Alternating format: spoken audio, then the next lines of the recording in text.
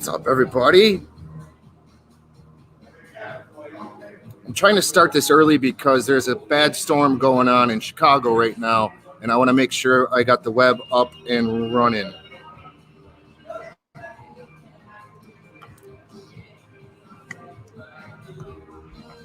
Give me 1 second here.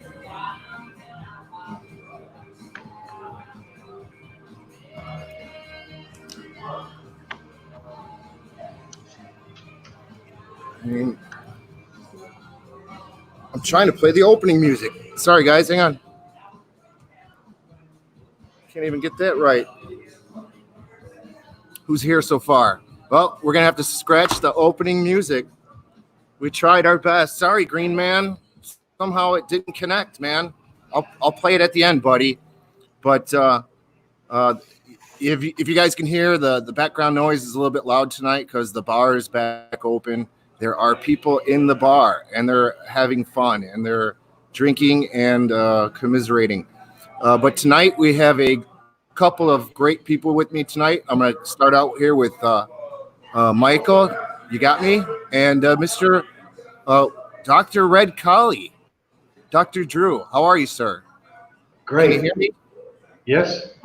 Awesome. I just want to get into this because you know what? There is a bad storm in Chicago, and if my web cuts out, I'll be right back. But thank God we have Michael from Dark Hour Paranormal here. He's going to facilitate tonight's fun on the a live stream. So let's get right into it. How's that sound? Michael, you got me? Yes, I hear you. Just a little choppy. I'm going to try to stick with it, my friend. I'll be honest with you. Make out the best I can. I'm sorry. Go ahead, Mike. Go ahead. Because, my web connection might not be the greatest. No, that's okay.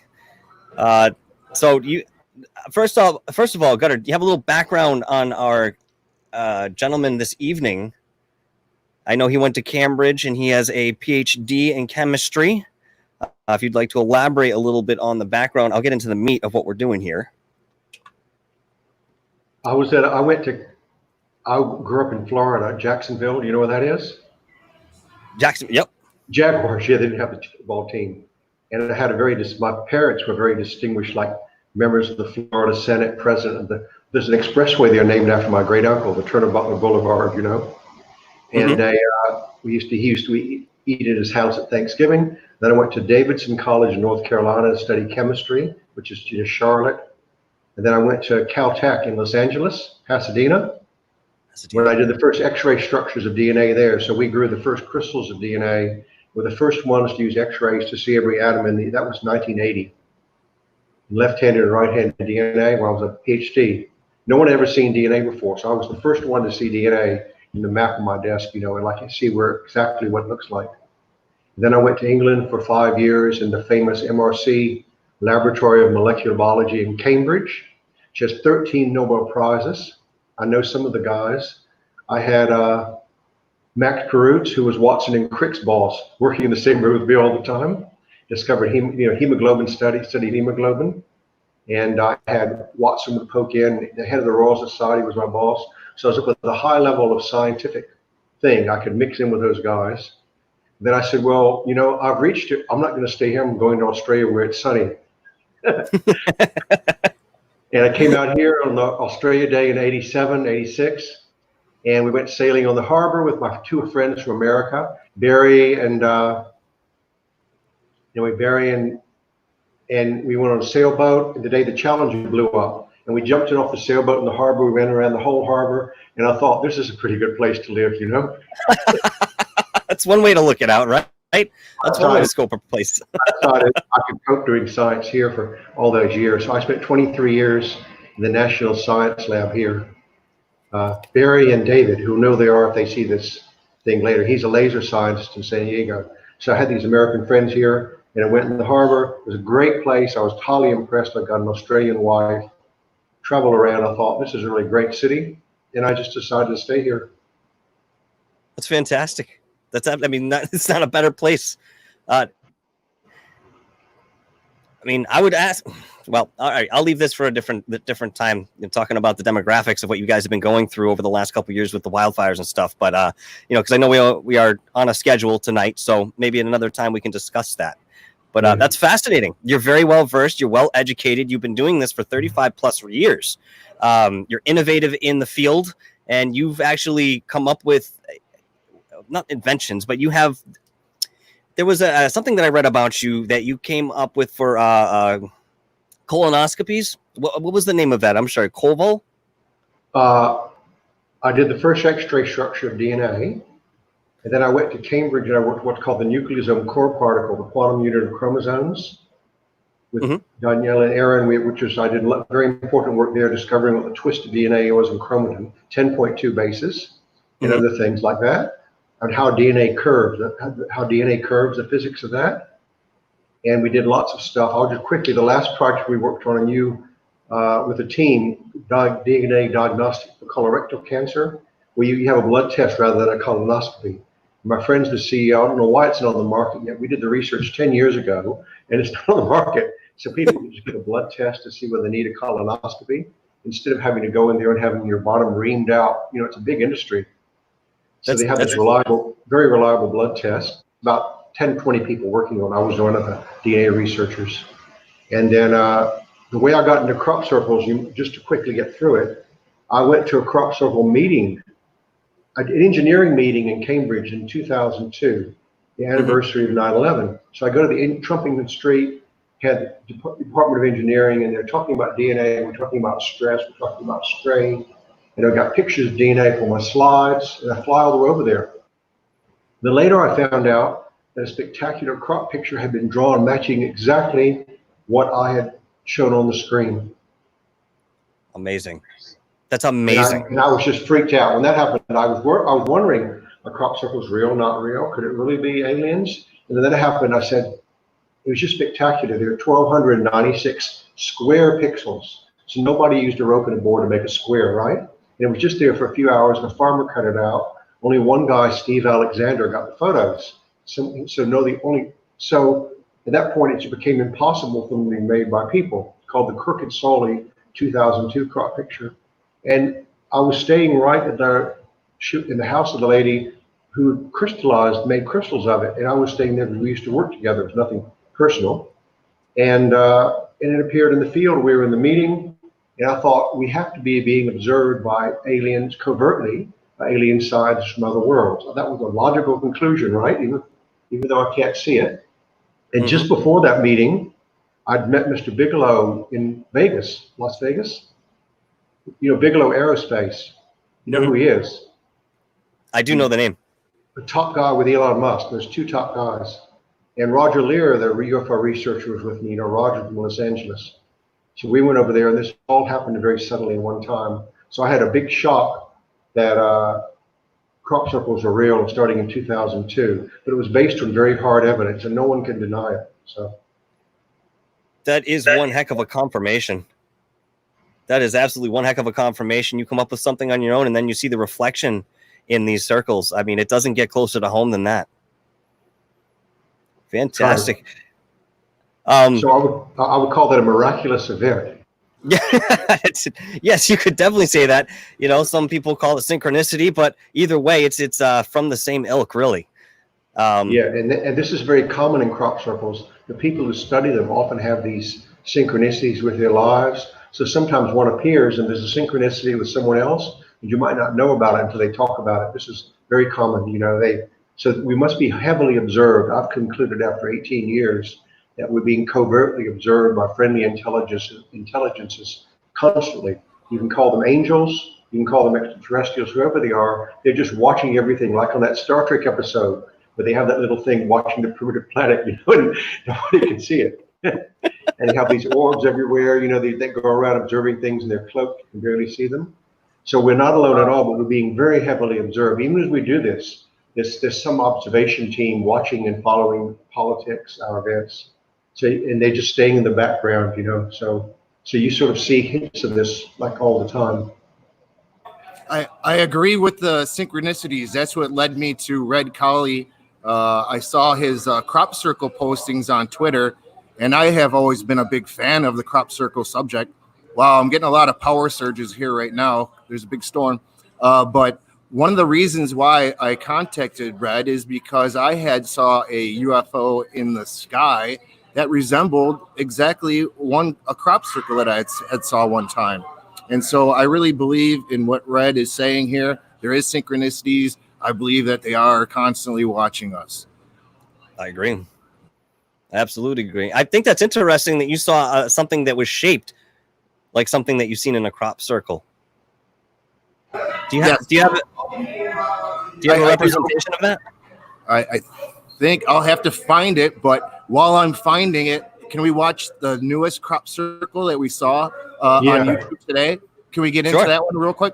All right. There's just a great new one in England. Yeah. It's a great one. And I'll look for the picture and I'll put this video on right now. And give me 1 second. Here it comes. It's called Stunning Crop Circle, 25th June 2020. I love it, man. Look at that thing. Gorgeous. Let me get. And there's a little sun shape right in the middle if you look carefully. Yeah, you're absolutely right about that. Little sun shape right in the middle. It's beautiful. That is beautiful.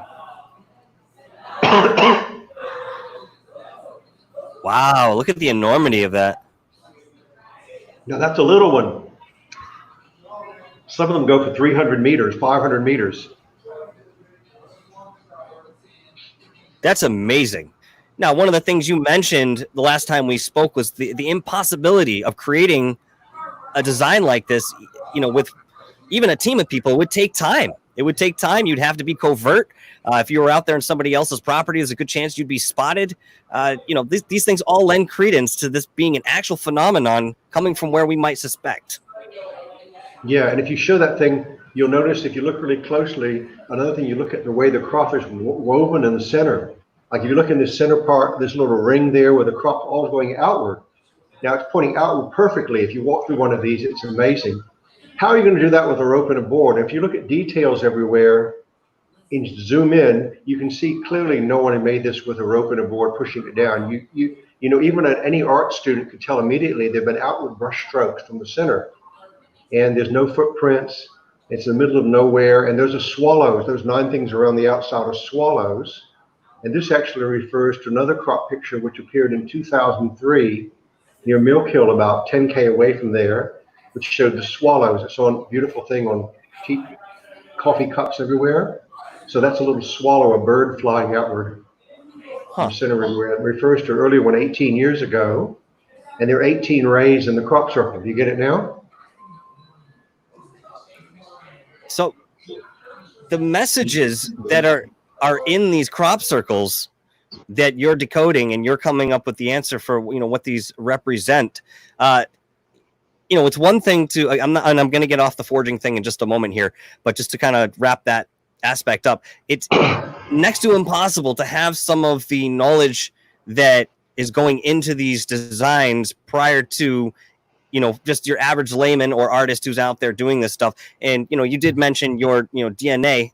And that's of course a good confirmation. I'm sure there are many others that go along with that. I mean, some of the thing is, in this field, you want to present as much evidence as you possibly can and allow people to think about it logically for themselves. I think, in speaking with you, even the last, couple times or last Wednesday when we did, I'm convinced that there's no way that the majority, if not all of these crop circles are made by something else. There's no human intervention. But that kind of leads me into my next question, actually, given the esoteric knowledge. If you don't mind, I'm going to move forward real quick, and then I'll let Gutter take the next one here. But I had thought, now, the universe is very old. I've read a lot of literature talking about other existences that we had on Venus, on Mars, in different areas of our immediate universe. That, very ancient incarnations where we may have, lost the planet at one point, and yet we are still the same soul cycles going through this. In these crop circles that we see popping up now in our modern day, are we seeing any traces of those old histories? Are they talking to us about those incarnations, or even mentioning some of the history of the galaxy that we live in? It goes back, you see, back to crop circles, you see images back to Sumeria and Egypt, especially in Central America. There's a huge number which show images from the Mayan Aztec culture, like 10-20% of them. For example, the one I just showed you, it was drawn right next to where a big Mayan owl Auhau calendar had appeared in 2009. So it was right next to a very Mayan calendar in 2009. So the major influence, you do see some Egyptian, whatever, the major influence is definitely Mayan Aztec, for whatever reason you think. You know, this is just after 2012, the Mayan calendar ended, they're promising to come back, and you just have to wonder whether this is an ongoing process. And what happened to the Mayan people? Were they more advanced than we thought? Did some go to space maybe? Where'd they go? Are some of them taken to space by friendly aliens, or some of them coming back? You know, they're very intelligent. They were just as intelligent as us, maybe more intelligent than those big pyramids. So the major influence, I'm just telling you factually, for whatever reason, they have a lot of very advanced Mayan Aztecs cultural symbolism. I That's agree very with interesting. that. I've actually have seen UFOs that have some sort of Quetzalcoatl looking features to it, right? It's quite amazing, the tie-in between UFOs and crop circles. There was a famous Mayan one in 2004, and it came in 2 nights near Silbury Hill, which is the center of the phenomenon, July 31st to August 1. I'll tell you this story really briefly, because it may not be known. I talked to the guy extensively for an hour or so. And what happened was this thing appeared on July 31st near Silbury Hill. And there was a family of 4 from Wales there, a man and his 3 kids or relatives, one of them. They were sitting in it late at night looking at the stars. And the real crop artist came up and decided to change it and make the second part of it. And all he remembers is they were in it when it happened. All he remembers is these guys come up, tall guys, human, but sort of funny looking. He couldn't say exactly. And he said, would you like to help us make phase 2? And he politely said, no, thank you. We said, well, thank you. We'll just go ahead around you here. And he said, as he watched them, they moved like Flash in the comic books. It was full moonlight. And they quickly just zipped around with little instruments, but not human. I mean, that was who they were. They accelerated time. And then afterwards, he couldn't remember exactly what happened. He was crying about it, but something very paranormal happened. The guy was sitting right in the middle of the whole thing. Whether that was a cover memory, but there was nobody there with rope and boards, okay? That was the famous one, August 1st, the great Mayan one. There was no one there with rope and boards. So that's a first witness, somebody 4 people sitting inside it when it's made. So you can't get a better eyewitness than that. And I talked to the guy extensively. And maybe that was a cover memory, but there was nobody walking in with a team of people. That just didn't happen, okay? Just get it. First-hand witness, court testimony, okay? Question from the chat room from GameVet02. Any do they still have nodes blown out, Red? It does happen, but that's actually an exaggerated aspect of the phenomenon that sometimes you see the plants have been heated too much and that blows. But that only happens, what happens is the plants grow during the summer. They'll start off with yellow oilseed rape, which is very thick, like celery. And then they'll go through barley, which is very fine. And then they'll go through green wheat in June. Now, during the green wheat period about now, when the wheat's green enough and wet enough, if you heat that on a microwave near the node, it'll blow out because it's got water inside, like putting it in the microwave oven too long. But then later on, when it dries out, you're not going to see that. So that's only for a very narrow, I've only seen the bent nodes once. I walked into one in July 10th, 2012 on top of Etchinghampton Hill. Paul Jacobs called me up and Julian said, come on, I've got one here. It's spectacular, weaving everywhere. So I was in Roundway. It was about 15 minutes by car. So we get in there and we see him. He's at the top of the hill. He just found it. It's not that big, about 20 meters, but all of the crops were cross-laid like that. If you looked at them, 25% of them were like that. And all the wheat outside was perfectly straight. 25% in the center were bent by 90 degrees. I took photos. I took my own photos. It's obviously that nobody did that one again with rope and board. It's not that impressive in terms of size, but the whole thing was weaving like a basket. And I counted, you pick up how many of them were bent. 25% of them of the green stems were bent like that. They weren't blown, but just like bending an iron bar. And outside, all the crops, so it was a huge effect. There's none outside. So that, again, there was no rope and boards. I think, how much more evidence do you need? I've got photos. I walked into it. And I was the second one in. I read. I found the picture of the representation I created of the crop circle UFO. Can I show it real quick? Yeah. All right, here we go. Let's see if I can get it. Hopefully it's sharing. Can you guys see that? So this was in the daytime. It looked as big as the moon. It had these parts, the circular parts. It was like crescent. It looked like white crescent, but it was crystal clear balls in the sky. It was quite beautiful, but it reminded me of a different of the crop circle that I saw here. Let me show this one. Can you guys see that one? It looked exactly like that. That's all and it's like an eye looking down on you, isn't it? They're observing us, you see? Go back to that. You see, it's like an eye looking down on us, like the eye of providence. Right. I just hit the wrong button. Sorry, and you see the metaphor while they draw those rays. They're looking down on us. Even you weren't supposed to see that, maybe. Let me share this again. Here we go. Now look at it again. Now I'll teach you how to understand crop pictures. Look at it again. You see how it looks like an eye looking down at us, or like an eyeball? Oh, yes. And the rays of light like the eyes of providence, the eye of providence. Huh. So the UFO, maybe that's like a UFO looking down on us, you know? Oh, that's a very good interpretation. It's not hard to interpret these things. You just have to open your mind and sort of what do you see, you know? What do you see? I see the eyeball, but when I saw it, it looked exactly like that, but in a 3D form. It's just quite amazing. I find that fascinating. Go ahead, Dark. Just to kind of keep going forward here, the crop circles in history.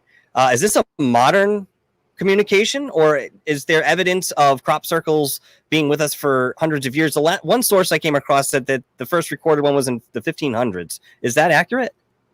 At the time of Isaac Newton, there was a professor in Oxford, Robert Plant, professor of chemistry, and all the field owners in Staffordshire told him their fields had been shaped with triangles, all sorts of shapes, 100 meters wide. And I don't think they were doing many agricultural plants. They might have been wild plants. So he went to investigate it, and he wrote a book called The Natural History of Staffordshire. And it's still in some libraries, and he documented hundreds of these. And he thought they were caused by square lightning. They knew it came from the sky. Square lightning, spherical lightning, or some sort of energy coming down from the sky. He has pictures of that in his book. And he talks about he founds them, and he thinks there were fairies dancing around in them or whatever. So this has been documented since the time of Isaac Newton, which was late 1580. They had the devil mowing one where the farmer saw the field ablaze, and the crop circle was there later. So these things have been with us historically for since the 1580s. Like the Nuremberg UFO incident was also about the same time, 1560. And then through the 1930s, occasionally you'd see crop pictures in England. There's a whole website devoted to old crop pictures. And then accelerated, so it really started in 1990. We got 30 of them at once. They became more complex. But the actual phenomena have been going on for hundreds of years. So then they made up this story about the media was in trouble. So they actually, I've got an MP3 tape of the CIA agent discussing how they're going to cover it up, okay? Actually, I've got the MP3 tape, but I'm not. Oh, wow. Which I'll give you later. I don't know if I should post it, but I've got it. And they decided it was an explosive phenomenon. The governments of our world, America, Germany, the Vatican, England, all decided this was an explosive phenomenon that had to be covered up. It probably came from Satan, they thought. Satan was doing it. Seriously, Satan was doing it, not something else. Everything's Satan. And they put this whole Doug and Dave story into worldwide circulation. And in 1991, the term fake news hadn't come into effect yet. So now you see something on the TV and think, I wonder if that's fake news, right? Yeah, but then people still believed in the newspaper. And they got away with it. The weapons of mass destruction, they got away with that. And there are lots of things they've gotten away with. And only recently have people realized that these were just lies told us in mass. 30 years of lying, and they put out continual cover-up stories. Whenever a great crop picture comes, they have all sorts of cover-up stories. They spread them through the mainstream media. And if you do a normal Google search, I have a friend who has this voice-activated Google search. He says, tell me something about crop circles, and it shows all the fake stories. It's just designed so that nobody sees it. So what I'll do is, your readers may not have seen it. Sometime during this broadcast, I'll tell you that 7 reliable sources on the internet to find out about crop circles. None of them are in the mainstream media, but they're all quite reliable, okay? We have to do it right now. There's a comment from the chat room that says, from Pigeon Lady, she says that if you notice, crop circles turn up around pagan events as well. Is that true? Yeah. Well, yes, and the most interesting one was just to show you how we're being observed and the cover-up. The extinction, the WOMAD festival last summer, do you remember that? In England. All these guys gather out there, and Extinction Rebellion made a big thing there. So right next to the crop picture on the last day, this huge symbol for Extinction Rebellion appeared in a field about 1 kilometer away from the WOMAD meeting with all these guys, and they announced there's a crop circle. So the BBC rushed, and it was next to the Dyson factory where they're putting, so no one saw anything. It's right next to the Dyson factory, you know? It's a long way from the, it's not in the field next to where the festival's being held. It's about 1 kilometer away, almost have to drive there next to the Dyson factory. So the BBC put out a big rush that it was made by a planking board, and they didn't have any document. And then I talked to my friend Paul, and I said, did you talk to the farmer? Did he get paid for this thing to be made on his land? No, the farmer knew nothing about it. Farmer knew nothing, never been paid anything. So they'll never make a crop circle unless it's been paid for. So you know that was a real crop circle, in addition to like the details. So we know the Extinction Rebellion symbol drawn in crops was a real non-human made crop circle. They watched the Extinction Rebellion people there. They were concerned about our extinction, perhaps. Maybe it's a metaphor. And they completely covered it up, and the British people swallowed it like a carp will swallow the bait, hook, line, and sinker. It was a con job. Good analogy. And they put out a cover story with no evidence, and people accepted this big cover story with no evidence at all. So right in front of their eyes, and they can't, and this has happened several times, right in front of their eyes, and they still can't figure it out. Although all the crop circle experts agreed this wasn't human made, people who are experts, like, know more that they just believe anything the BBC says. Oh my God. God. That's what, so that was a big pagan event, and they were watching it clearly, just like I was being watched with the DNA. They were watching these guys like your little sphere, you just showed me. They were looking at it, and they thought, we're going to give these guys some support, Extinction Rebellion, and they drew a picture to help publicize their issue, So this is all true. Nobody knows about it. They believe the fake news. This is all true. Just think about that. Wow. That is really cool. Is Pigeon Lady happy? Pigeon Lady happy now? Now, with the idea of the DNA that you're seeing in these designs, my question is it our DNA? If it is it an augmented version of it? Are we seeing DNA that we don't recognize? In what way does that work? What do we see? They've only shown DNA in crops 3 times. 1996, they showed the double helix correctly. Okay. Then in 2002, they showed the helix spiraling around like in chromosomes. And the other time, they did the Arecibo reply method. You know about that? Say again. I'm sorry. One more. The Arecibo reply crop circle. Yes.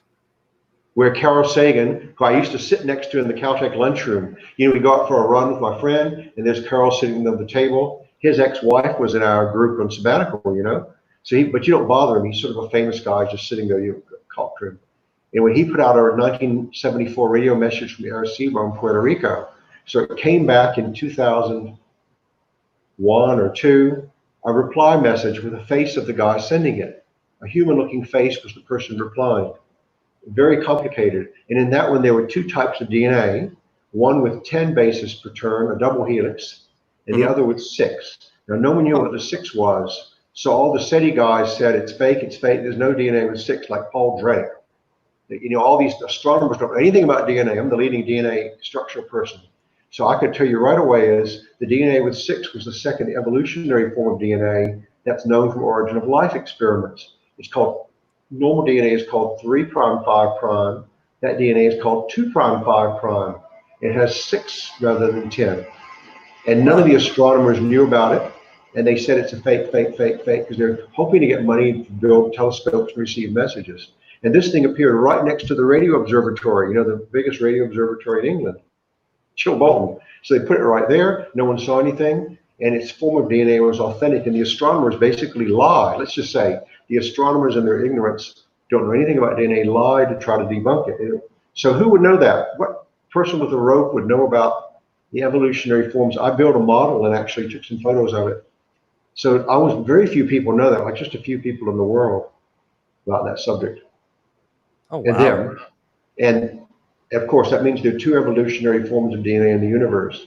One's 2', 5', the other 3'. We actually have a defense system in our body against 2', 5'. If we put some in, it's an antiviral stimulant. So we actually have defense against that type of DNA. So that's why we don't see it. Viruses are made from its RNA splicing and things like that. So that was all real. So we've had the reply from aliens already, and we rejected it.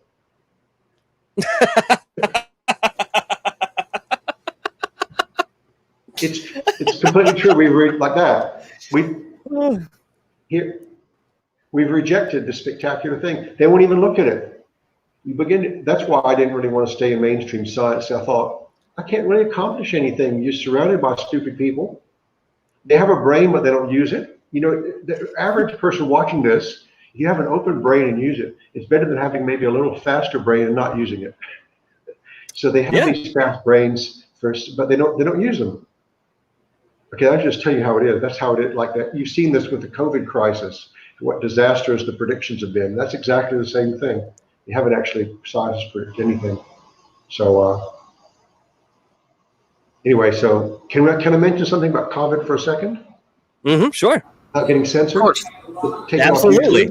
Okay, look, all the scientists here, including the leading scientists, we all know that was a genetically engineered virus. And they're protecting China. It's not a bat virus. It's the human recognition sequence. And there was a little genetic step down, a furin cleavage sequence, which is impossible naturally.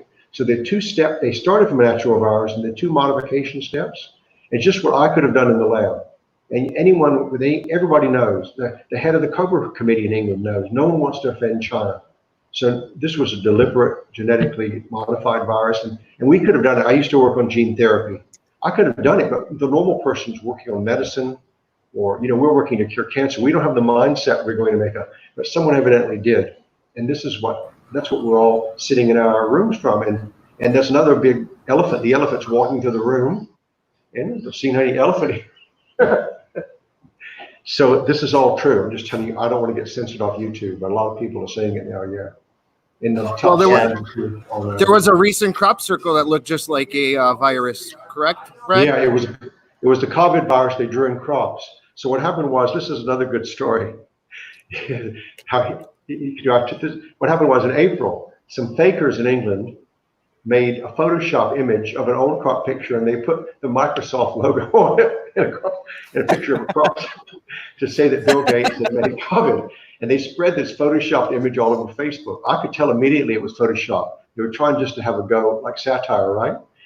And then they had all these news articles coming out. If you look now, crop circle, the top of it is virus crop circle is fake. and we knew it was fake. I mean, as soon as I looked at it, maybe you fooled some person out of nowhere. But that's the big news articles. Crop circle's fake, crop circle's fake. So then 1 month later, the real COVID crop circle comes along.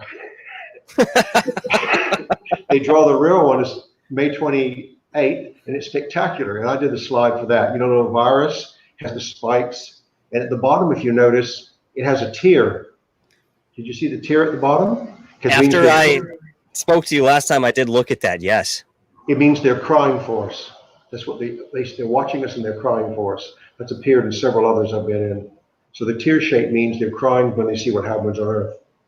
So the real one appeared after they said all this thing was fake, fake, fake. Then if you go to Google and search, you won't see that one anywhere, but you'll see the fake one still talked about in hundreds of articles. So the real news they've censored it. The real news never gets out. You see? Never gets out. Hey, Red, you had mentioned that you think that 2021 is going to be a special year. Could you mention why? There's lots of hints. that obviously these crop circles are a prelude probably to ET contact. Now, the first two people have said that, Jaime Mason, who's, Tercio Milenio in Mexico, about Jaime and Fernando. Good guys. I've been in crops with them a few times. Yes. Good guys. And Fernando's a great guy. They talk about it. And also Michael Glickman, England's greatest crop circle researcher, who just passed away. And Michael Glickman was completely unrecognized by the people he lived. He's like Hawking, the greatest researcher, a bit abrasive. And he talked about it being a prelude to open ET contact in the future. And he thought it would be soon. But that doesn't mean it's still not going to happen. He just passed away of MS. Was a bit embittered because he couldn't walk the last few years, So I still think this is going to lead to ET contact in the near future. So what's happened is in the last 2 or 3 years, it's been building up, including 2 or 3 this year, the one we just looked at. There's hints that we're very close to an ET flyover as early as next year. I'm not saying it will be. As early as next summer, we could have a big UFO event, like a big triangle flying over, and slowly so everybody can photograph it. And that's very strongly hinted at. I don't think they'll come down to land, but as early as next summer, the UFO cover might end. And that's what's being hinted at. It is not proven, it's just hinted at, okay? Interesting. Now, speaking of the pink elephant in the room, I'm going to ask the question that a lot of people ask. Are these benevolent beings? Do we have reason to be afraid? I mean, the messages that they're giving us are of a benevolent nature. Great question, Michael. What happens is, it's more complicated than that. These are the friendly ones. They're also a dark group. There's a conflict between different kinds of aliens here, definitely. So they've several times, 3 times, they've in English computer code even, they've warned us to beware of these group of friendly aliens called the Council of Five or the Emerthers, again, all this stuff. And they've warned us about 2 particular alien groups that mean harm to Earth and want to eradicate humans. One of the tall Orion Greys, 7-foot-high guys, and the other are the little Zeta Reticuli 2 guys, these short grays. And they've warned us to beware of them several times. When they use the term beware, it turns out that's a metaphor for the Trojan horse, like beware of Greeks bearing gifts. They say beware of extraterrestrials bearing gifts. So that's exactly, over and over again, I've got 3 messages. What happens is they came in to make a treaty with the US military in the 50s, saying we'll give you weapons to defeat Russia. False gifts. And it was all a scam so they could get inside our defense systems. They can just walk in, they don't have to shoot, they can just have an internal takeover of some sort. So it's a Trojan horse operation. They're not our friends. We mistakenly made deals with these enemy aliens. And the other group is warning us about it over and over again. This is what's going on. Okay? Anyone who offers you weapons is not a friendly alien race, okay? It means US and Russia could destroy itself. They're not benevolent aliens. So that's what the US government fell for this in the 50s. So there's an ongoing conflict. So the crop circles are the good guys. You see, that's why these images are so beautiful. You see these beautiful, because they're so aesthetically high. You see beautiful images, because they're artists like our artists, very high level aesthetic people. Oh yes, I could see that.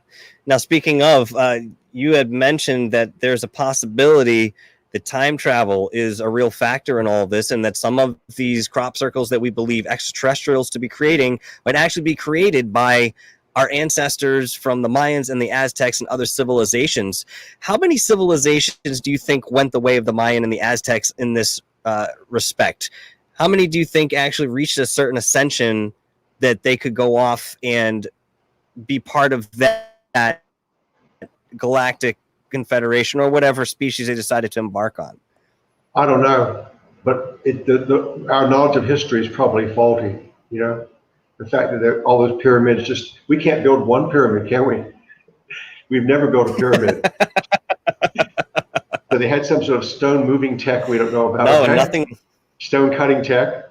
We don't do that. We build out of steel and concrete, So we can't build a single, can we? You see, have we built a pyramid anywhere? No, can't do it.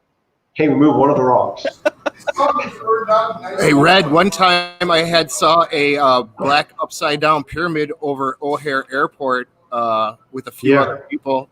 So it started out as a black ball. It looked like a motorcycle helmet in the sky. Then it came down and got bigger and changed into a pyramid that would reflect light, but it was upside down. Yeah. It had to be on several different cameras, and lots of different towers around the airport had to have seen it. So I see polite, happy UFOs, some people like to say it, and then I see these dark, ominous ones. So I'm kind of concurring with what you're saying here. Yeah, I could say more. I don't want to say too much over YouTube. There's definitely a battle for Earth now between the good ones and the bad ones. We're sort of like a third world planet. We're primitive, aren't we? So they experience duality too. So they experience duality as well. Yeah, for sure. Good and evil. The famous message said, I'll recite it if you don't know what it said. It showed this picture of this big Orion gray alien and 1,360 bits of computer code. And on a CD disc in 2002, on a CD, just like it was a spiral, like we make our CDs. And it showed a picture of this big, tall Orion gray with 3 stars on his shoulder, military, like the 3 stars of Orion. And it said, beware the bearers of false gifts and their broken promises.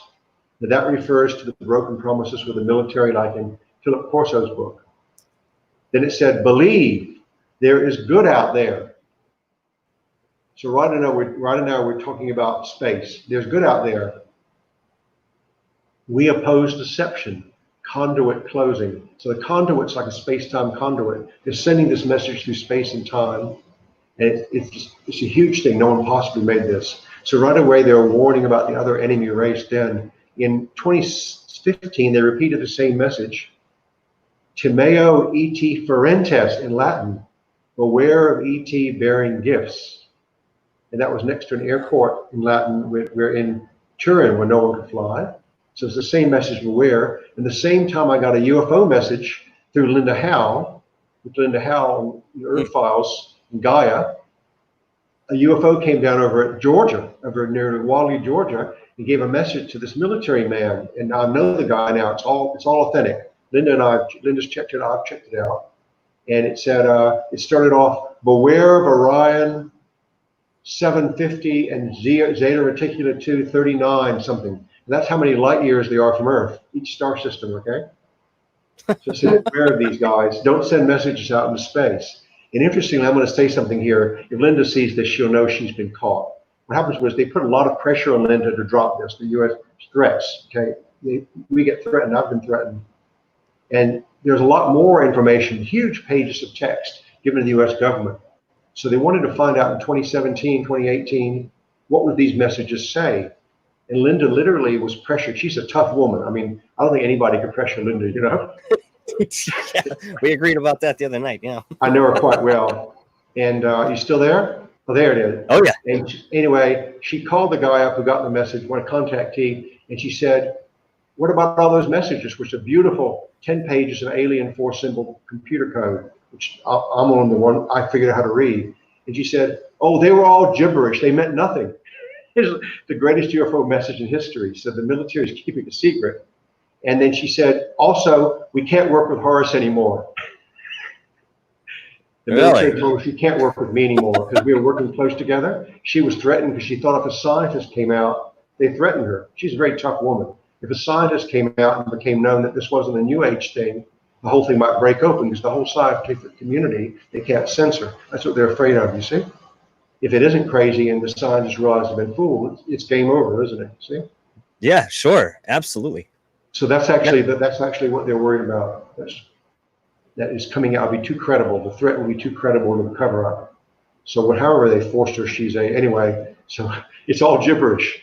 It's the greatest message in all history. And incidentally, hey, Michael, it got a little bit. I'm sorry, go ahead, Red. One of these messages, literally, I want to tell you something about the future. One of these messages I was asked to translate, I don't know what it meant, it took me a while, is a novel computer format. I call it text pic. It's 4 symbols. Every line of it has a text message and 2 pictures, ASCII coded pictures, in the same thing. And it comes from human physicists living in our future in Jerusalem. I'm not allowed to say what it says. 2050, 2060. And it's a message from human physicists. Now, they don't have the tech And it actually advised the CERN guys how to discover particles that can go back in time to send reverse time Morse code. What you do is, instead of colliding protons, you have intense laser beams and look at the collisions of intense light, and you'll find fragments there. Rather than smashing protons, you smash light particles, and called squeeze light. So it tells them how to do it, and it also says some other things which I'm not allowed to say. How to make the discovery, they've told us how to do it. And I can't get the CERN guys to listen to me, to this message from the future. It definitely comes from human physicists of the future. I don't know whether they're Muslim or Jewish, but they're there in Jerusalem. And it has come back in time by whatever means. They call it historical temporal photonic travel or something like this. They have a word for it. But they're humans. So by 2060 or 2070, we will have that tech. Our top scientists will have that tech, okay? Yeah, Yes, yeah. Okay. Red, a real quick follow-up with the time travel. We had an interesting conversation in our chat a few months ago or weeks ago where people brought up that these could be timestamps. Do you think these are timestamps for time travelers? Yes, some of them, exactly. In 2011, before Fukushima, is a good example. In 2010, the fields were filled with nuclear radiation crop circles. And people even commented, why are they showing these nuclear radiation things in the crops? And people thought it might be Iran's going to do something with nuclear weapons. No one saw Fukushima. So I went back later, and there's actually one coated with strange writing in it. And it shows a symbol for uranium oxide in it. And it turned out it was mirror writing. I just flipped a mirror image. You could read English letters there. And it told exactly what would happen at Fukushima 9 months later, the date it would happen, the uranium, the things. But it was mirror image writing. So someone wrote that down there specifically as a time mark, like you said, but they didn't want the locals to be able to read it. That was meant for somebody else. I figured out later. And they knew 9 months ahead that Fukushima would go, and there lots of details 9 months ahead. And later I went back afterwards. That's exactly what happened, what was drawn there. But it was just mirror image writing. At the time I said, what are we looking at here? Sort of cryptic, you know. And I knew it was uranium oxide, but that's all I could figure out. So that was a timestamp. That was a very good example. But they made it so cryptic we didn't know. They didn't say, watch out, a reactor is going to explode in Japan 9 months from now. They didn't want to alter the timeline. They did it. Just they're observing that particular timeline, you know. So that's well documented, yeah. Whoever's doing it. Incredible. Absolutely incredible. Expands your mind, doesn't it? Yeah. No, seriously. This is why I feel so privileged to talk to you, face to face here and ask these tougher questions that you elaborate on in such a way that it just brings me more questions. But that's good. That's what this is all about, and that's really cool, man. I appreciate it. Wow.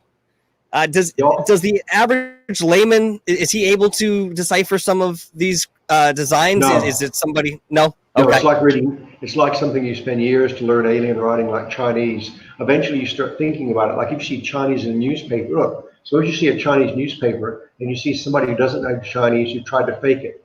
The person who fakes it will draw these symbols, and they'll be meaningless because they don't know what the Chinese means.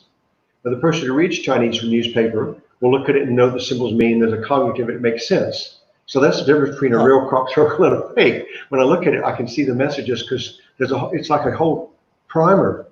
It's like in that movie, The Arrival. You know that lady who learned how to read the alien script? So she learned how to read it, and then she began to think differently. She began to see visions of the future. And this is very common for people who study the crop pictures a lot. We all get psychically affected. There are hundreds of us, really. I'm probably one of the leading ones. And incidentally, they made an Arrival crop picture in 2018 in honor of the movie. You know that little, did you see it? The alien's coming, and he had a little 7-11, like a starfish, 7 fingers he put on the glass. And that's what they drew in crops in 2018, with a clock around it saying when it's going to happen, when they're going to step on the earth, the arrival. So then so it's not long, it's a clock starting in 2018. It's not a yearly clock. So it's not happened. We're 3 years into it now. So it's pretty cool. They're watching our movies. They certainly see our movies for sure. They watch all our media content, and they're just sitting there watching somewhere just covertly, Conditioning, getting us ready. Yeah. One way, shape, or form. Do you think that we are headed collectively as a consciousness going in the direction that the Mayans went, into the direction that the Aztecs went? Do you think our eventual end to this path, in a sense, is to merge and go up? or stick around? What do you think? I think we're at the messages I have say we're at a tipping point. Either we go or don't go. And Okay. one of the messages repeated 3 times, and I'm going to repeat it. Wow. It's in 3 times in the same text in one of these messages, authentic from a very advanced group called the Emerthers, who live 12 light years from here, only 12 light years away, billions of them. Expose hidden knowledge to all citizens. Evolutionary advancement needed for planetary survival. Evolutionary advancement needed to prevent takeover. Expose foreign technology to all. And it goes on like that. Take the space threat seriously, like a space defense threat. So there's quite a lot of that. So we're at a tipping point, that's why I'm talking to you. We have to have exposing hidden knowledge to all citizens, which is what I'm doing.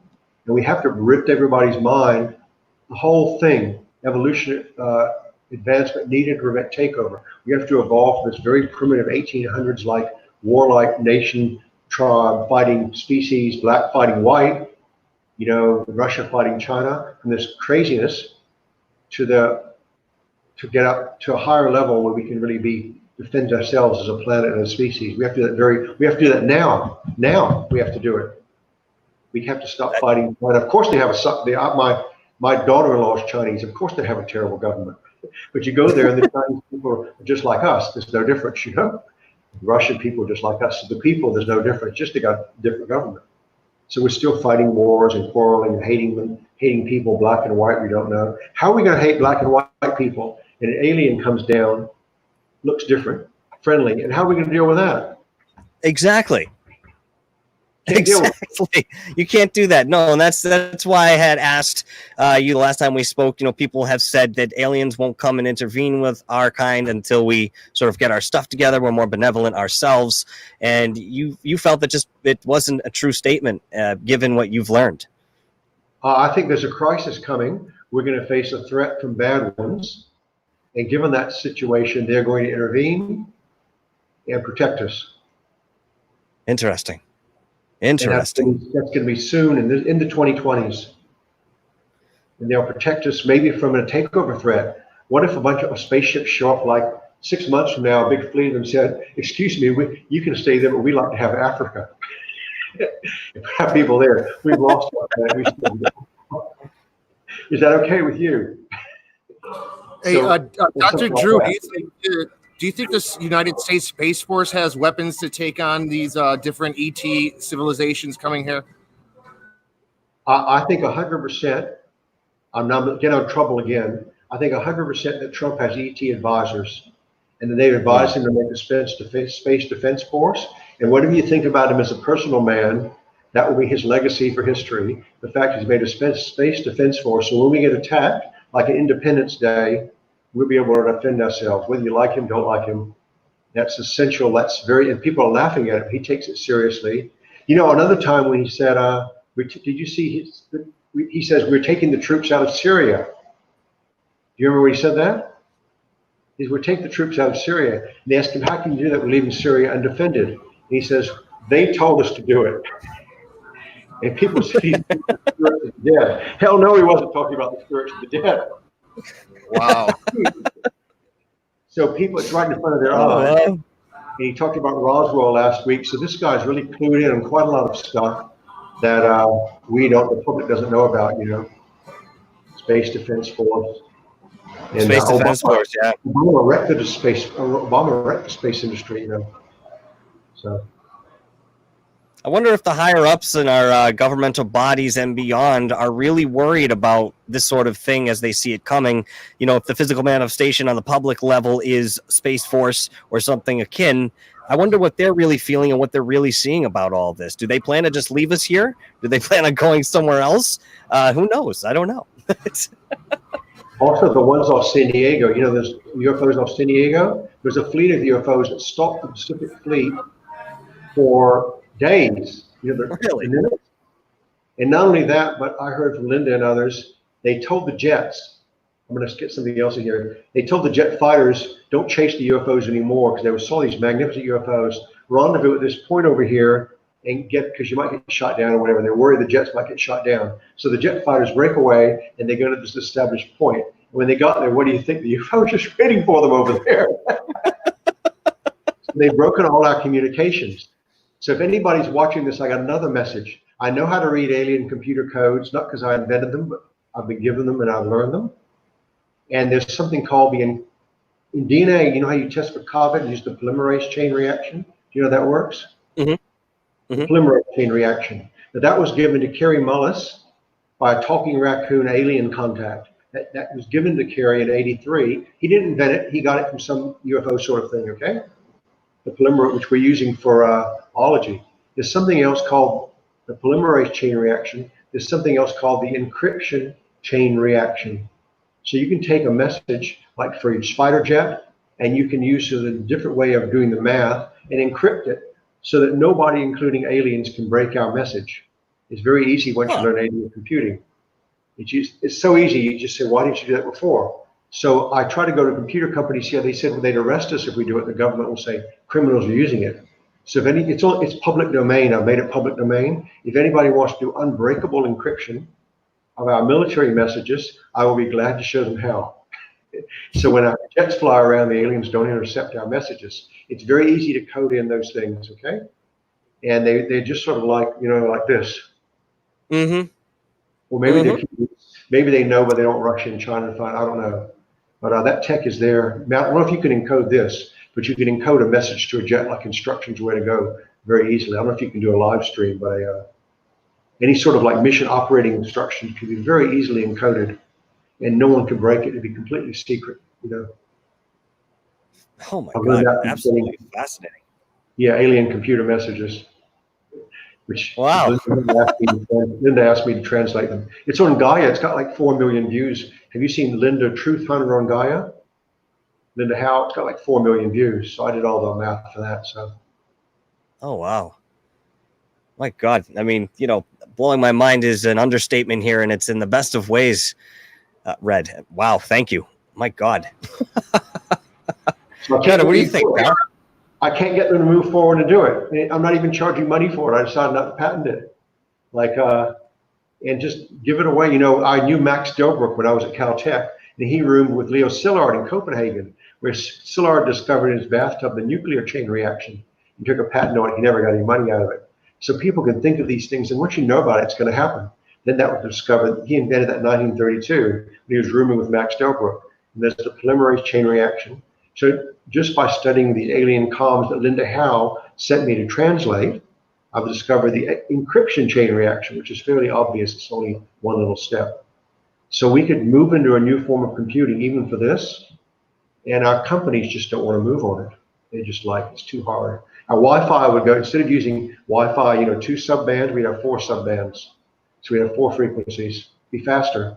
So you get 4 little subbands in the Wi-Fi. Mm-hmm. And then you can, it's like AC versus DC power. It's very easy when you do it mathematically. You could actually upgrade our computer systems quantum leap right now, and they don't want to do it. Just want to leave that in your ideas, okay? Wow.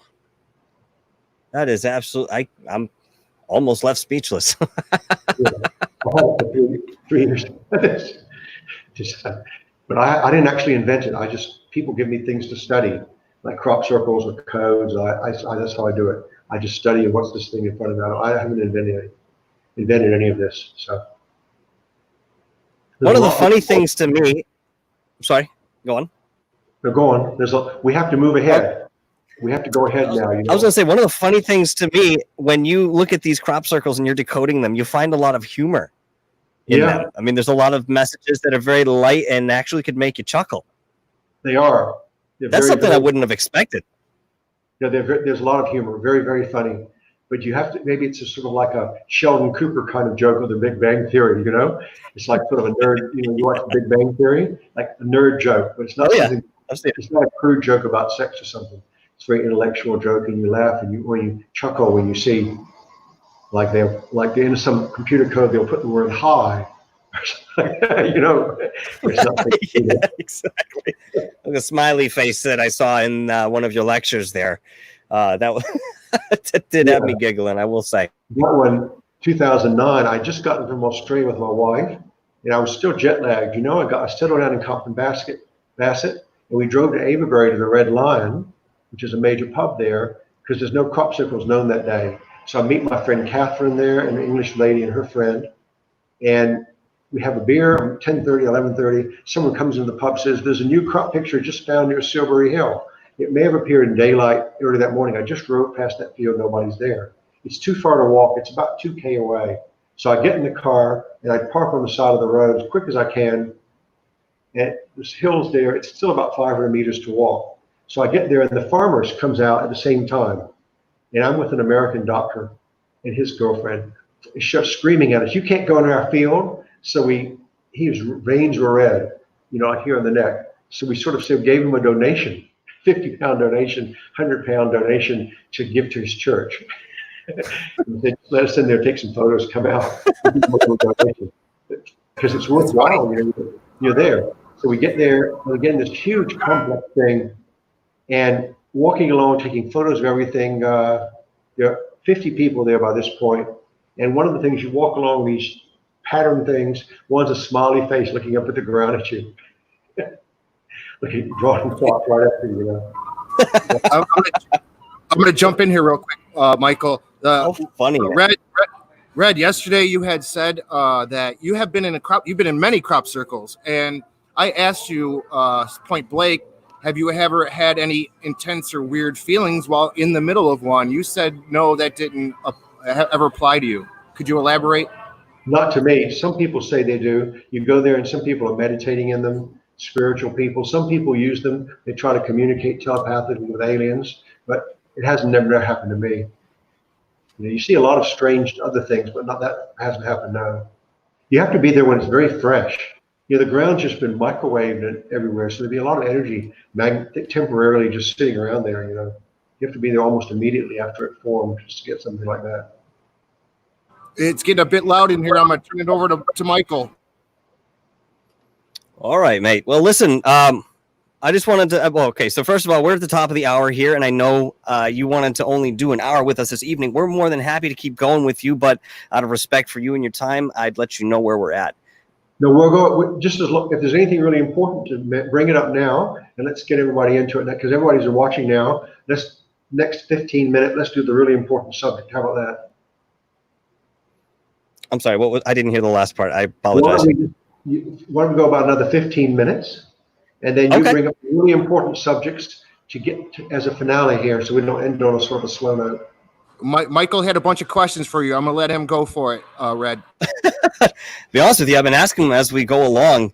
I'll ask one of the questions I asked you the other night, which was, we see these things pop up during celestial events, and I was curious what the significance to that is. And you had mentioned it had to do with their culture. Is there an energy that goes into this? Is there a right time to make these? Is there a reason that they do it at the celestial events? I don't know if they do it at the events, but they certainly mark the events. Like they had one marking the annular solar eclipse on June 1st. They had another one marking, they've had 3 astronomical crop pictures, another one, the other eclipse. So they pay more attention to eclipses than we do. So when there's an eclipse, they very often draw a crop picture about it, whereas most of us just ignore it. Now, the reason for that, I don't know. Interesting. Well, everybody talks about energy, and how do you think these are actually formed? I mean, we could talk about how maybe some of these beings are powering their spacecrafts, how they're driving them. Do you think that has anything to do with the actual creation of the crop circles? Are they using a specific type of external energy or something that they're impressing force with to create this physical phenomenon? Yeah, how do you think they actually do it?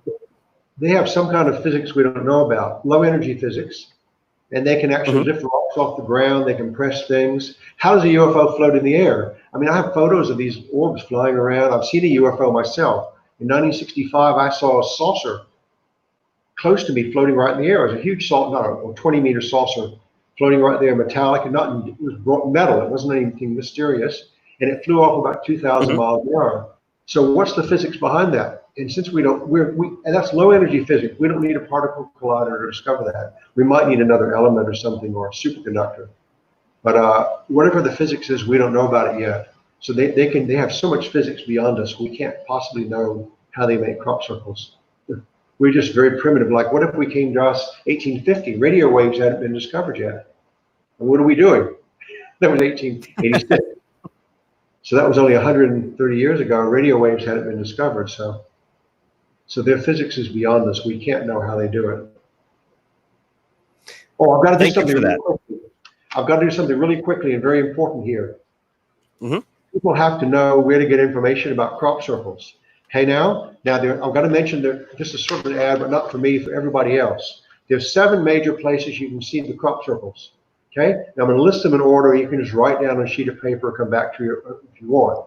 One of which is the Crop Circle Connector website run by Mark Fussell in Bristol. Crop Circle Connector 2020. This is what the page looks like.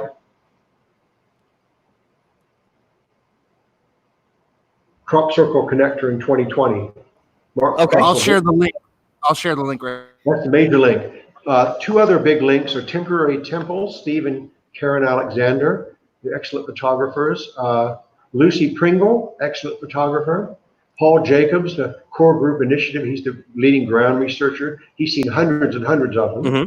And there are 3 big video channels on YouTube. So you can see YouTube, you can find the videos. One is called Stonehenge Dronescapes with Nick Bull, Stonehenge Dronescapes. Another is called The Hampshire Flyer. Another is called Hugh Newman and Hidden Knowledge or Crop Circles from the Air. That's what that last video you showed. So if you go to these 7 sites, even though there's nothing on the mainstream media, you can see all the latest facts, like in real time right now. Just follow them, and you'll see them as with almost immediately. If you join the Crop Circle Connector for $20, $40 for life, you'll get alerts when new ones come, and they'll come in your email. And you'll get alerted for all the latest ones. They'll send you an email about it. And you get the archives for like 30 years. You can go back in archives and look at all 30 years, detailed photos, if you're a serious student. So there's nothing in the mainstream media, so you have to go to these places. There's nothing on Google. It's all censored, nothing on Google, okay? Very interesting. Thank you. I had to tell people, okay, let's go on. I had to tell people that. I'm sorry, what was that? I didn't hear it. Go ahead, anything you want to say is okay. But I wanted to mention that when I remembered to do it, okay? So your first brush with a UFO was in 1965? Is that correct? Could you describe that experience a little bit for us? I know that must have been quite a shock, being a young man looking up at the sky and seeing what you saw. I'd like your take on that from that time period too, where people weren't really talking about this. It wasn't something you spoke about. And yet here you were experiencing something at such a young age. And if you don't mind, I'll be right back. You continue on with Gutter. I'll be back within 2 seconds. If you want to start talking about that, that would be awesome, man. I'd love to hear it. Well, this was in Florida in the 1960s with the space program. Cape Canaveral was going not far away. And a lot of my friends, at least half of them, had seen UFOs. This was in Florida in the 60s. So it wasn't just me. People would follow their cars down the road, UFOs. And there were, half the 50% of the population had seen UFOs. So I saw one in 1965, about late August. I was 10 years old, and it was daylight, just like this. And I walked across the road because my godfather Mr. Jones was out in the garden picking weeds with his dog, a little Jack Russell Terrier. So as a young kid, just walk over and talk to people, right? And then the dog started barking hysterically. Rah, rah, rah, rah, rah, rah, rah, rah, the little Jack Russell Terrier. And I didn't know what it was barking at. So my first thought was, there's some stranger walking up the street because he's barking in that direction. So I turned my head to see, and immediately I realized he's hearing high-pitched noise. There's a huge UFO just sitting there up in the sky about 50 meters, 100 meters. It's about the size of a suburban road, just like your classical silver saucer with a disc and plates. So I look at that and I realize the dog hearing the noise, that high-pitched like a dog whistle from the thing, and we're not hearing it. That's how it happened. It's not hard to figure that out. You look at it, you look at the thing, the dog had heard something. So I look at it, and at first you think, it takes you about 5 seconds to get your mental stability after seeing one, maybe 10 seconds, okay? It's just sitting there sort of hovering, in broad daylight, like just seeing a car. Imagine walking outside, there's a car floating in the air outside your bar. You know, it's pretty strange, isn't it? So I walk over and I said, after about 10 seconds, I thought, it doesn't look dangerous. I can't see any markings. I'm going to go get a better look. So I start running toward it along the street. And I get about halfway there, about 50 meters away. There's no writing on it, no lettering, no USA or anything. Just sort of a dull silver metal, like silver but dull aluminum silver. And without any noise, it takes off tangentially from 0 to 2,000 miles an hour instantly. Oh, that's why they disappear. They're not really disappearing. They're just going like that, so quick you can't see it. If I hadn't been, anybody seeing it fly overhead would never see anything unless it's stationary. And I watched it fly away south toward Mandarin, and it was hovering above them, but curving up and down over the tree lines, just above the treetops at about 2,000 miles an hour. There was no sonic boom. And then I got smaller and smaller to a point, and within 3 seconds, I couldn't see it anymore. It was a clear day. I mean, how long does that take? You know, it just got smaller and smaller. There was a point it was gone. So I didn't realize it was a UFO. I went in and called the naval base and said, I thought maybe because we just had the Cuban Missile Crisis, I thought this might be a Russian invasion weapon. It was natural. We just had the missiles. It's not, your first thought is not think about aliens, right? You think there's a Russian craft over our, so we better tell the military. And right. First thing you think. So I called up and reported it as a citizen. There's something flying over here. I reported it, called the switchboard, and told the Naval Air Station that. And it wasn't until a little bit later I realized it wasn't a, it was when I saw the Billy Meyer craft when he did in Switzerland. 10 years later, I'd never seen that photo until I saw the Billy Meyer UFO, the ones on posters everywhere. It's the same over the pine logs. It's exactly the thing, the pine logs. It was just hovering there in front of me. And interestingly, afterwards, I had this tremendous desire to do science after seeing that. It was a huge stimulus to start, just because my friends were just doing real estate, making a lot of money. They're very wealthy there, you know. But after that, I decided, no, I have to do science instead. I didn't really want to do real estate. It wasn't my life goal, because you see this thing, and even now I'm working on UFO physics out here in my lab with 3 other guys. We're trying to secrets of UFO physics. And with no progress yet, but that's awesome. And you don't need a big lab to do it. You can do it in your garage. You might have to buy some equipment, you know, but it's very interesting. I remember. Yeah, I'm finished. I was just going to say, I remember seeing on television, you'd find these backwoods warriors, these older retired gentlemen who were in their garages with blueprints that the United States had released at some point based on round crafts and stuff like that. I can't remember the exact date, but it wasn't too long ago that they released some of these blueprints, and they're in their garages trying to construct things with some relative success. I think that's fascinating, trying to do that. I'm just building and buying parts to try to, just one step at a time. You have to use high frequency wireless power. So that's the trick thing. You've got to use high voltage, high frequency. So making the high frequency power, high frequency, high voltage is the big thing. You know, once you get that powerful enough, you can power things. The blue glow around the craft. That's why whenever you get near a UFO, your car engine stops, the radio stops, and it just doesn't work anymore because it's putting out a huge amount of EM radiation. Oh, wow. So that's why everybody, you can't drive it if the car just stalls out. The spark plugs don't work. You know, so very common. That's really cool. That's really cool. Back to the topic of crop circles while I've still got you for a little time here. Are there any hieroglyphs or any writings on caves or anything like that where an ancient civilization has seen these and recorded them and we've found them in that way? Yeah, not crop circles. I guess they show a lot of ancient symbols. Okay, all right. That means that could just be a time travel thing rather than actually being an ancient civilization. We know from the Rendlesham Forest, you know the most Rendlesham Forest case in UFOs? Does all Americans know about that? Yes, we sure do. Yep.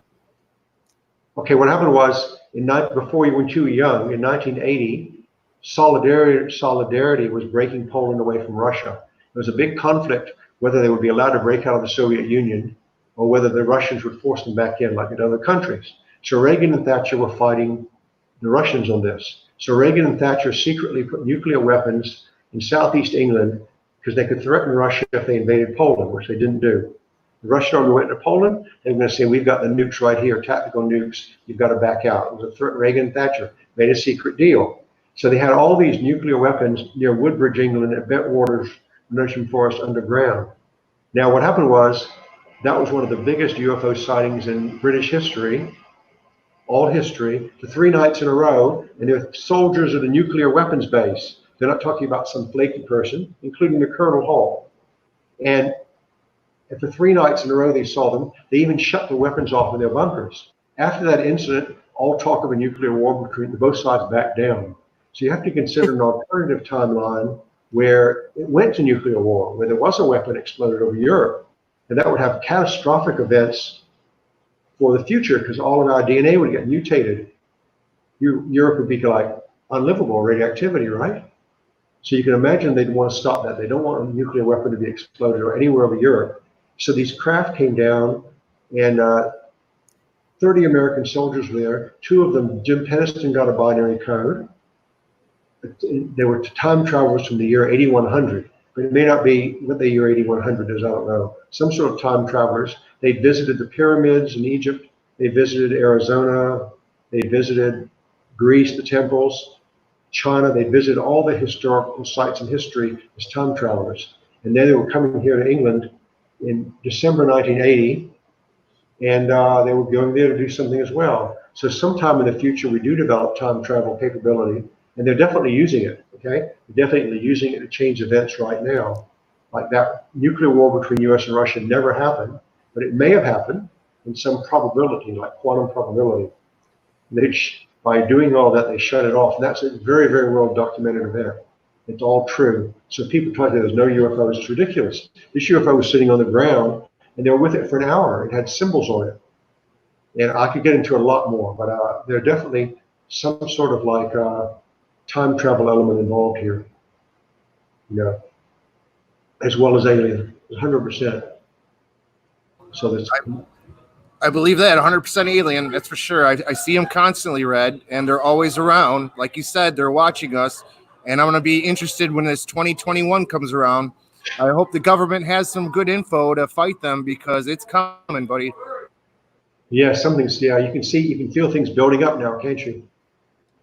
We're building up to sort of a crisis now, political or whatever. So, is there a possibility that this won't be violent? Is there a possibility that there won't be a physical conflict? Could that be a reality? Or are we facing something imminent? I don't know. Another one of them said, imminent threat soon. That was in the UFO code, imminent threat soon to Earth's leaders and civilizations. That was in 2016. Imminent threat soon to Earth's leaders and civilizations. I translated that. I emailed Linda. I said, Linda Howe, I said, I think we have some trouble here. That was 2016.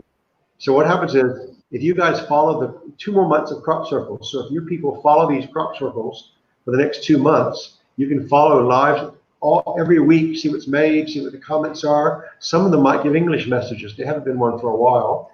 And they might actually be messages in there for us. And so just keep an eye on the crop circles for the next 2 months and see what happens. Because it's been a very big season so far. Mm-hmm. They might even have our English text message for us, like, beware of those nasty aliens or something like this, or Red, sorry to break in. Red Collie, on Crop Circle Connector, you always add comments to the pictures, don't you? I see you do that quite a bit. Is that correct? Well, what they have is the crop circle's found by somebody, and they have some guys, like 3 or 4 of them, who go out with their drones or whatever, and they take photos of it. That's the essential part, because without that, and the farmer doesn't know, because they take the photos before the farmer knows. There's nothing illegal about flying a drone over the field. The farmer doesn't own his airspace. If you walk in the field, they'll hassle you, but they can't stop that. It's just a drone. The drone falls, but you got in trouble. But anyway, they try not to let the drone fall, and it doesn't fall very often. So there are these guys, Stonehenge Dronescapes, the Hampshire Flyer, and Hugh Newman especially, who take photos, and that's the first 2 or 3 pages of the Crop Circle Connector. Videos, aerial photos, and ground photos. And then people make diagrams of them, and then people make comments and articles. And that's very diverse, people with different opinions. And typically when I get a slide, I'll send back, I just sent another one this morning, and I'll send a slide that people can download and copy and share rather than text. Comments and insightful comments for people to think about it. We may not lay the whole thing like a big text, but just some slide they can say, look at this slide, what do you think? And that's how I do it. I think that's the most effective way. Show the picture slide, summarize it, and that way you can download it, you can send it by email, and it can't change, nobody can change it. If I wrote text, people don't really want to read that, so that's what I do. Very cool. I got a quick question from the chat. Nathan Allen would like to know if you think that these species may have influenced the truncation of Y2K. Excuse me? Nathan Allen would like to know if aliens had affected our outcome for Y2K. I've never seen anything about Y2K in crops. Incidentally, there was nothing about the 9/11, 2001 attacks in crops. It was never mentioned beforehand, but then 4 years later, they drew a memorial crop picture, how sad it was, showing it blowing up, and it was again a tear in it. They actually drew it 4 years after the fact. So some things are mentioned, other things aren't mentioned. There was nothing prior to the event about Y2K in crops, but there was about 9/11, but it was in 2005 about the explosion and show the Empire State Building. So it was 4 years later. I don't know why they did that. Maybe they didn't want to influence the timeline or something. Good question, Nathan. Good question, pal. Thank you, Nathan. Shannon Sullivan would like to know if crop circles have had any purported ability to heal. I think this is sort of along the lines of the energy question that we had before, but a little more in depth. Have people reported healing? There may be some people, but it's a very controversial subject. I've never done it. They're certainly spiritual. People get transformed spiritually by them, like to a different consciousness. But not really healing, not very much. Some people say it is, but I don't think so, no. Okay. That's it. That's something I think I have wondered in the past, too, and thank you, for Shannon, for bringing that back up. What do you think? What do you think, Dave? I believe 100% of all of what Red said today, because he is spot on with all of this, and I hope he comes back on with us again in the future, Michael. Maybe there will be a crop circle that will be synchronistic for the three of us to come back on again. We'll say, hey, we saw that. The Red's like, hey, we should go back on with Gutter and Dark. And picture of you guys with headphones. Huh? Real quick close. There was a synchronistic crop picture, just like you're talking about. 2005, I think it was. This shows you, and this is true. There were 6 people in a restaurant in Marlborough. I forgot which restaurant they were at. And there was Janet Osabard, my friend. Have you seen the Fall Cabal videos? FALLCABAL, Fall Cabal. She got millions of views. Have you seen this? No, not yet. I'll have to check it out. Neither. FALLCABAL. It's Janet, my friend, and she was there with her husband Bert. And there were 2 guys from the Netherlands. The Netherlands people are very advanced mentally compared to a lot of other people, very liberal. I know this firsthand, yes. And they were sitting there, and Bert was there, Bert Jansen, who's married to a Inca shaman, Heather. They looked at the wall. Why don't they show us something? And Bert pointed the wall to a Templar cross on the wall in stained glass. And she says, why don't they draw one of these in crops next? And they went away. 2 days later, this spectacular image of 6 Templar crosses appeared right in the field in crops. And there were 6 people sitting there. No way. Very famous, including Roland. And one of the guys was totally convinced, Roland from the Netherlands. And they made fun of him. They ridiculed him on the English news about this subject because it was all true. The English people can't understand it. They put him in the newspaper just to ridicule him. But he's actually, him and his wife are very wonderful people. It was all authentic. It really, you could ridicule Jesus Christ if you wanted, but the miracles happen, and the newspapers like to ridicule everybody, So that does happen. I don't ask me how it happens. It's very interesting to me,